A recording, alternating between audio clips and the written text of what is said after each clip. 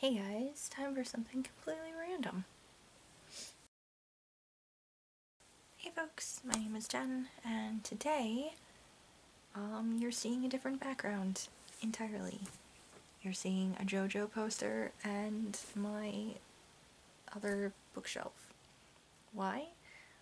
Because I'm feeling particularly lazy today, and I figured I'd do something a little bit different. I have some stuff to organize in here because the room's kind of a mess, and I just figured I could do a little chit-chat thing while I take care of stuff, because multitasking.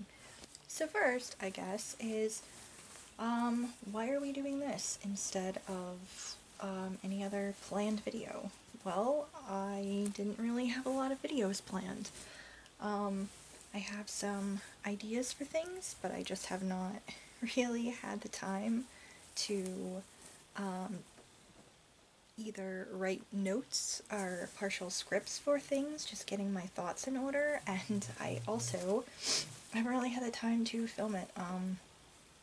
This week was really rough, like really rough, work-wise, and I've been very, like, stressed, overall, and then, of course, yesterday I had a headache that just kind of increased over the course of the day, into a full-blown migraine, and part of that was because I spent a lot of time on screens, both for work, which I worked, about 9 hours, and then also I ended up playing a video game, and I made it all the way through the video game. It's only like, it's a short one, it only takes about 2-3 hours. Anyway, I spent like, I think it was about 3 hours, 4 hours on it, and finished it up.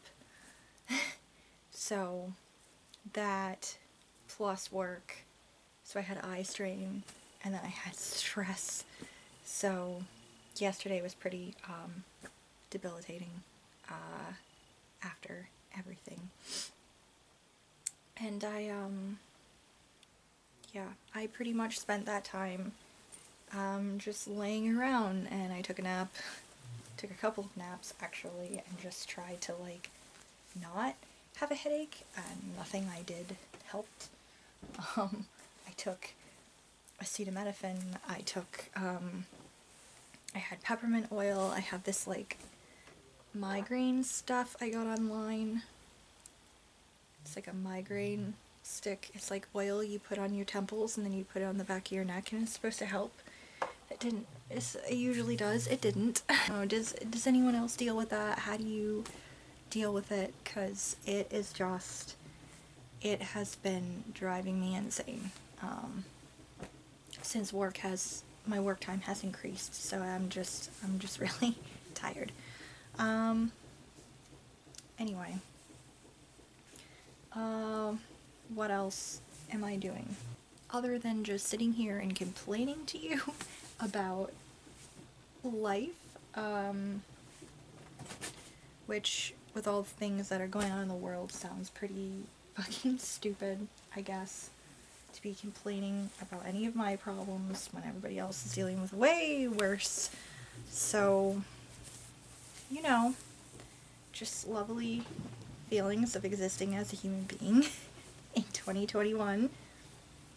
Feeling like I should complain because shit does suck, and my feelings are valid, but at the same time feeling that guilt of why am I complaining at all when people have it much worse. You know that? Just lovely fun. Let's see. What else is there out there? I've been reading, slowly, but still reading. I finished 3 books so far. I'm still in the middle of one of my books. I don't know when this video is gonna go up, if it's gonna go up for this week or if it's gonna go up for next week, so I'm probably potentially on a different book by then. So, I don't know.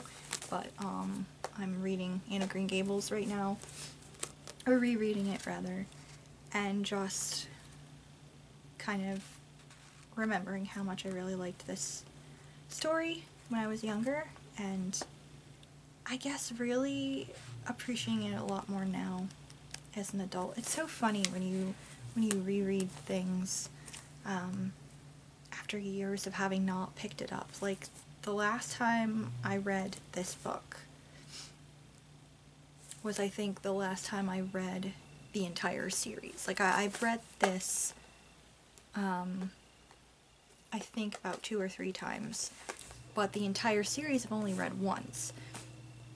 And I did that when I was about 15 or 16, I think. Somebody gifted me the entire series. I cannot remember who. I think it was probably my grandmother, but it might have been like an aunt or uncle. But I'm thinking it was probably my grandmother. But I was gifted, the entire Anne series, and I reread the whole thing like one summer.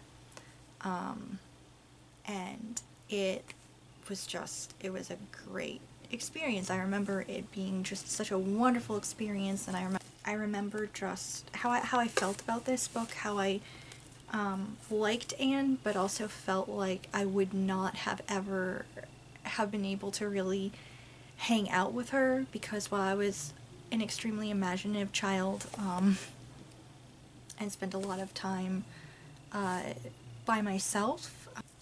So I'm an only child. You'll hear me probably talk about like my sister or my brother. Those are actually my husband's sister and brother, but we're pretty close, so we don't call each other in-laws or anything. Whatever. But when I was growing up, I am an only child, so I didn't really have a lot of people to play with unless we had like play dates and stuff like that. That's just logistically how it worked out. Whether I was at home, where there were kids, but we were in different age groups, or the boys who were my age didn't want to play with me because I was a girl. Fuck them. Or out my grandparents, everybody's kind of spaced out a little bit more, and while I probably could have found someone to play with, my grandparents didn't want me wandering down the road or to other people's houses, so I just kind of stayed on their acreage, and just kind of played, whether it was just pretending that I was marooned in the woods. I was super into like super survivalist stuff as a kid, so it was all about like shelters and tracking animals and camping and stuff like that. So I'd hike around doing that, or pretend that me and my imaginary friends were fighting whatever villain of the week I had, whether it was Ivan Ooze or Nazis because I watched Indiana Jones, or any other whatever, so that kind of thing. Still, even though I was pretty imaginative, I feel like me and Anne probably would have not gotten along as children, because she's a little bit much. Like, I remember when I read this as a teenager, I was like, wow, I mean, I like her, but I could not hang out with her that much, because she's just so overly dramatic and so very much like flights of fancy and not really using common sense and just kind of things like that. And I remember just feeling that, well, I really loved the writing and I really liked Anne, I knew that I would not be able to hang out with her without wanting to smack her in the face occasionally. Reading this as an adult now, though, I do feel a little bit different about it. Like, I'm finding it a lot more amusing now than I did when I was younger. I can see a lot more, I guess, I wouldn't say like a ton of myself in her, because obviously I am not an orphan. I did not grow up with a time period. I didn't have like those kind of same situations as her, but at the same time I still can partially see little bits of my childhood self in this character, because you see the beauty in the natural world around you and you want to take that time to take it in, and sometimes the adults around you don't always appreciate you taking that time. They don't always have the patience to allow you to have those flights of fancy, to think about how much beauty there is in the world when you really should be obeying me the first time I tell you to do something, and you really should be, that kind of thing. So I can kind of understand those pieces of it, I guess, and I really look at it a lot more, and I can read between the lines a little more about things that happened to Anne before she came to Green Gables, and just feel like, and I don't know if it's just because it's been years now, or if it's because I'm in a different stage of life that's leaning towards like the mother stage of life, with all the maternal hormones and shit like that, are whatever, even though I'm not technically, I mean, I'm a cat mom, but I'm not like mom. But I just feel a lot more for her and her situation, the things that she was going through, and like how much she just wanted people to love her. That's so fucking tragic, to be like 11 years old and just never really have experienced like that unconditional love. Like, that's just, oh my god, it makes me want to cry. But yeah, anyway, I'm getting a lot more out of this book than I did, I think, as a younger person. And I'm sure if I reread this again in another, I don't know, 15, 20 years, I'll probably get something else out of it, even more. Like, it's just very interesting how you can go through stages of life and go back to old favorites and just see them differently, in a way. It's nice. It's nice also to, like, get more things out of it, as opposed to, like, just revisiting it and being like, why did I like that? Which is honestly how I feel about, like, I don't know, TV shows that I used to watch in the 90s, like Full House and shit like that, and I'm like, why did I like this? This is cheesy and terrible, and why did they reboot it? God! Just that kind of thing. I don't know. I feel like I've just been rambling about nothing, but that's pretty much what I'm just doing today, because I didn't really have any full plans. So sorry for this ramble, basically. Anyway, what I mean to say is, it's just interesting to see how, as you've grown as a person, your tastes have grown, and like the message or the things that you take from what you read changes as you age, as you grow as a person. You've had more experiences in life, or you've done, that kind of thing. I find it very interesting, basically, is what I'm trying to say. And I'm really enjoying reading this book again. What else have I been up to? Well, besides doing that reading, I have also been playing games, kind of, but not really. I started playing Sims again, which Sims is one of those things that it'll be weird. Like, I'll get in like this mood and I just want to like play stuff, whether it's whatever game I came up with, whatever household I made last time, or maybe I'll come up with an idea for a new household, and I, like, I'll get into these moods and I'll create houses, and I'll make like a dream house or like whatever, and I'll be like obsessed with it for a week or so, and I'll just be like fully into it. Like, every spare minute I can find will be spent logging in and like playing, and then I won't touch it again for like 6 months. It's just weird. So that happened at some point this week. I ended up playing a little bit of Sims, which probably didn't help with my whole like screen eye strain thing either. And, my husband just had me play What Remains of Edith Finch, which that's what I was saying when I said I blew through a game in like a few hours. It's not that long of a game. Basically, it is about this girl named Edith who her mother has died, and she's very young. She has inherited her family home. It is a home that her great-grandparents built this home on an island off the coast of Washington, I think is what it's where it's supposed to be, and it has been like her family home, but like there's like a curse on the Finch family, like people just die tragically, like children and things like that, and the place has been locked up since her and her mother fled several years ago.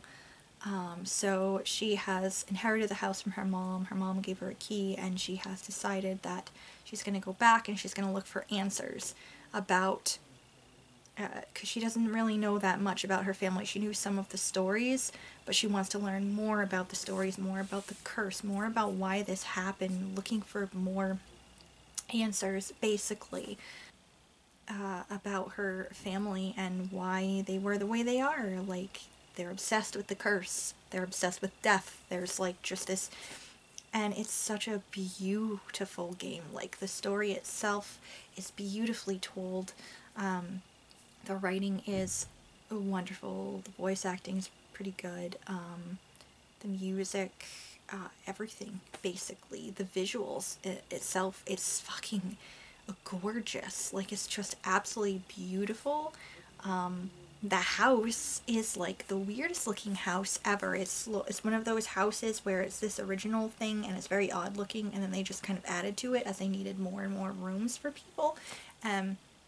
It's honestly, I mean, minus the whole curse and the death stuff, is like, that would be my dream house, is to have this weird house with secrets in it and so many rooms and just crazy looking stuff. It's built into like the surrounding trees and things. It's such a fucking cool place, and it's such a good game. He told me I would like it because I like mysteries, and also because I'm nosy.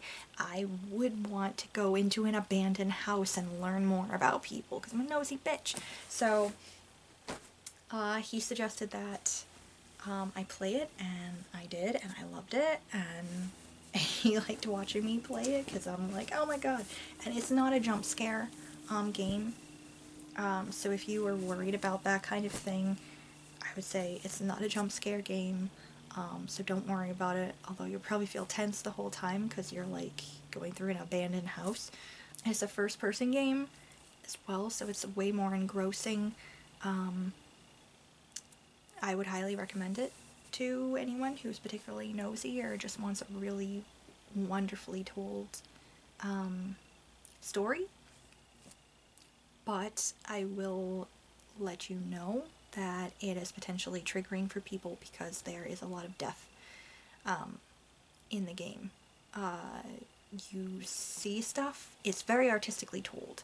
So it's not like gory in particular, but there's a lot implied, and a lot of it involves the death of young people, and there is at least one kind of implied suicide.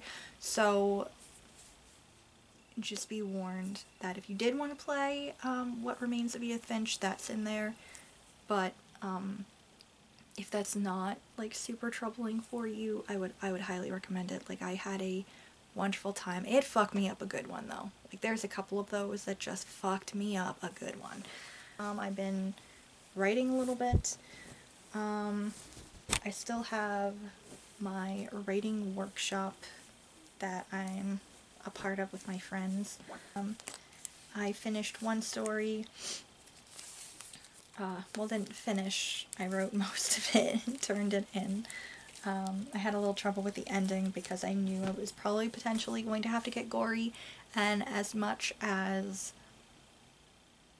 I can like picture it in my mind and know how it should probably look. I'm having a really hard time writing it, I suppose, which probably means that I should either leave it off, or if I'm gonna go that direction, I need to read or listen to more stuff that will help me ease more into writing that kind of thing. But at the same time, if I do that, then that's going to be particularly upsetting, and I'm going to have that in my brain for a long time. So I'm kind of like, right now with stuff. But I don't know. Yeah, I am liking my project still that I've been working on. I probably mentioned it before. I have been doing a anthology of short horror stories. That is what I have been working on for, how long have we been doing this? It's been months now. But yeah, that's the project that I have been working on since we started doing this, and I like it. I've written, I think, 5. Let's see, 1, 2, 3, 4, 5. Yeah, I've written 5 so far. And I do enjoy it. I have one that I kind of wanted to start working on today, perhaps. I'm not due for a couple of weeks for my submission, but this one's going to be a little more involved, and I want it to be portrayed in the correct way, so I have to spend a lot more time working on it than what I usually do, which is I kind of plan stuff out, and then I keep procrastinating because I don't have the energy to write, and then I just slam it all out within 2 days, and it's just a lot. I'm a pressure writer. That's just what I do. But this one has to be done so carefully because of the way that I want it to be written, that I just have to spend more time on it, polishing it and making sure that it sounds really good, because I know it's like a work in progress, and that's not really a big deal. I can kind of let the guys know what I'm going for, but at the same time I want it to be at a good polished state because I want there to be like a particular impact when they read it, because I want to see if they got it, you know what I mean? So I have that one I'm working on, and then when I was playing the video game, I got an idea. And then when I was listening to one of my favorite like ghost podcasts, Two Girls One Ghost, yeah, it's got that name. I also got another idea, and I wrote notes down for those, so I have those as well that I might work on. Something else that I'm super into, actually, I'm super into books that are coming out soon, super excited, way jazzed about Bridge of Souls, even though I haven't purchased it yet, and I'm not letting myself get it yet. This is, of course, the 3rd book in the City of Ghosts series by V. Schwab, or she goes by Victoria Schwab because it was her middle grade. It's like a horror series. It's about this young girl who she had a near-death experience like a year or so ago, and now she has the ability to kind of pierce the veil and see ghosts and stuff like that, and she has a ghostly best friend, and her parents are making this ghost show. Basically, her dad's a skeptic and he just likes to talk about the history of things, but her mom's like a full believer and is all into the ghost hunting aspect of things. So they're traveling around the world making like this show, and the first book was in Edinburgh, Scotland. The second book was in Paris, France, dealt with like the catacombs and stuff like that, which freaks me the fuck out.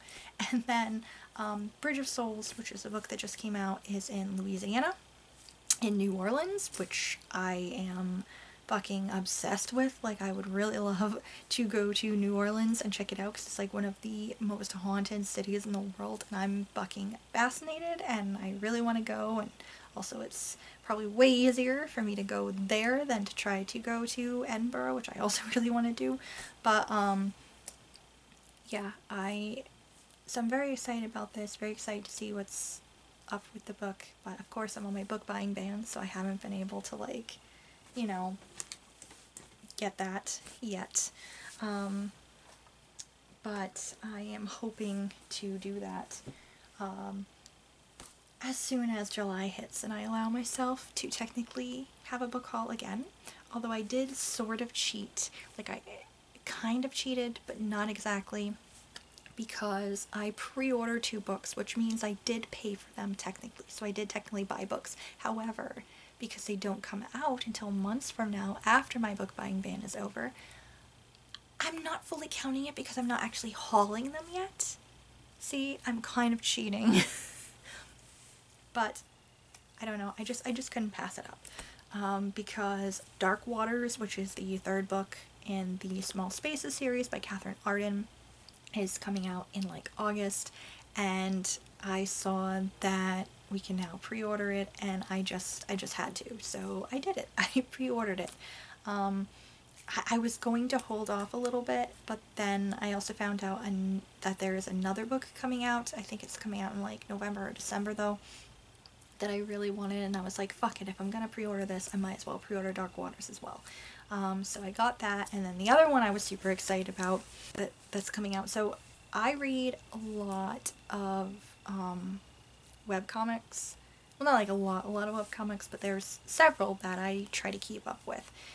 Most of them are on Webtoons, and one of the ones, one of my favorites is called Lore Olympus, and it is by Rachel, I'm not sure how to pronounce her name, Smythe or Smith. It's spelled Smythe. So I guess it could go either way.